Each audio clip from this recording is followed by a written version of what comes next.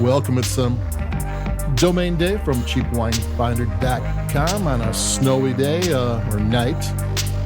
Broadcasting from the 107th floor of Cheap Wine Finder high-rise, downtown Chicago. It's the one with the flashing bat light on top, so you can tell it's us.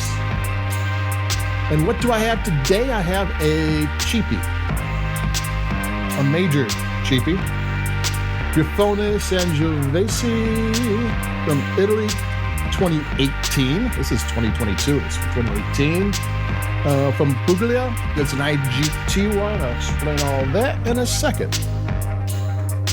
$3.99 for a wine that they aged for at least 3 years and shipped it from Italy to... I don't know how they do it. That's crazy.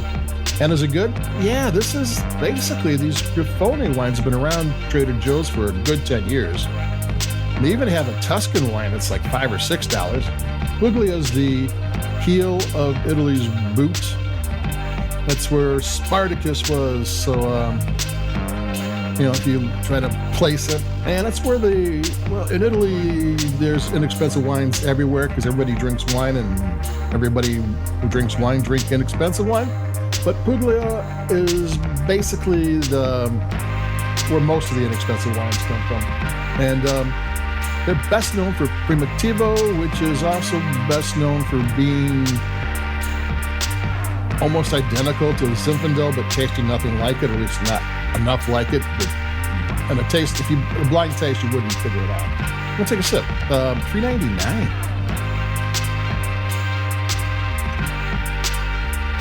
IGT wines, and there's a wine authority in Italy. There isn't one really in California or United States. There's an authority that in the United States that does boundaries, but that's it. In Italy, there's the DOC, and they tell you how you can, how you can farm the grapes and how you can produce the wine, and it can get pretty intricate. And IGT kind of takes the foot off the pedal a little bit and lets the winemakers do a little bit more. They originally did it for Super Tuscan wines, which were high-end Chianti vineyards that they blended with French grapes, Syrah, Cabernet Sauvignon, and Merlot, that type of thing. And because Chianti was a big seller, but it was kind of slowing down a bit, and it turned out to be hugely popular. If you ever have a chance to drink a Super Tuscan, it's great because it's a bit of the best of Italy and the best of France on your glass. It's a good thing, and this isn't that. This is a Sangiovese from Puglia, not Tuscany. Tuscany is where Chianti and Super Tuscans are from.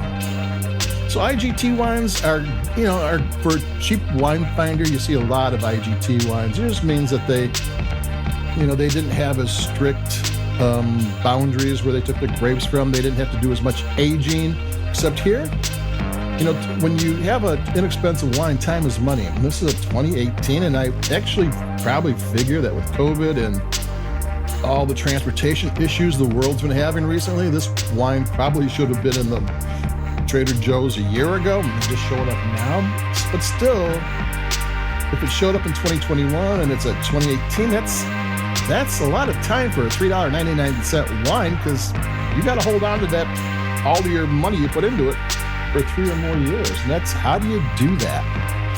Plus, Grifone actually has a website. It's not the greatest website in the world, but they have one. I put a link to their website in case you don't know how to use Google.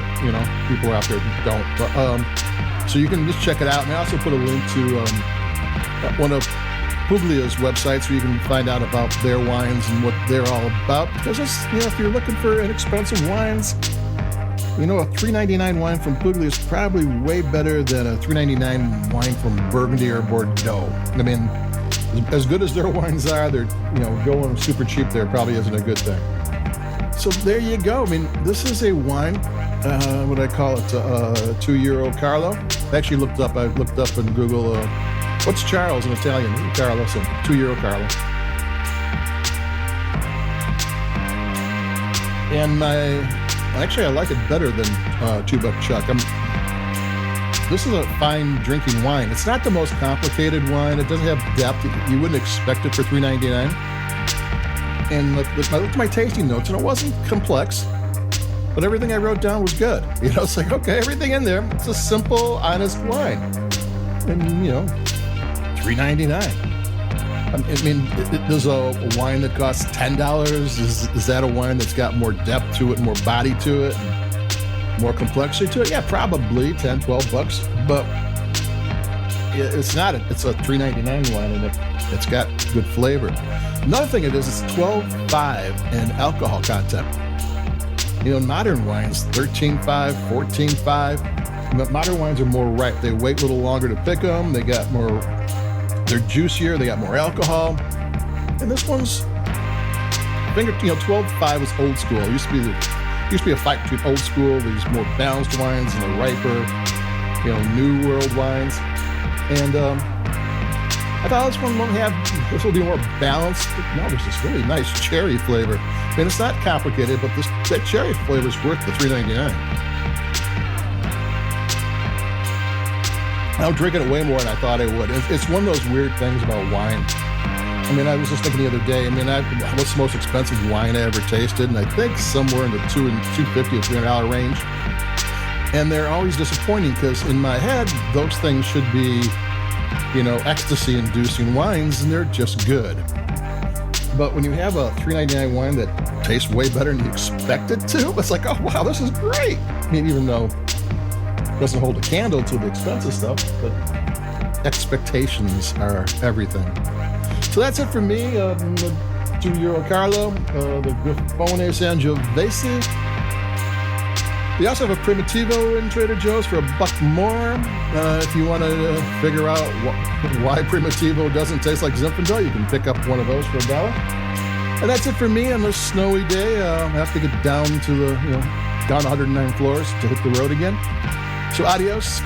Stay safe, stay warm, stay healthy, and I'll be talking to everybody in a couple of days. So adios and bye, and I guess watching football this weekend because of the playoffs. So bye-bye.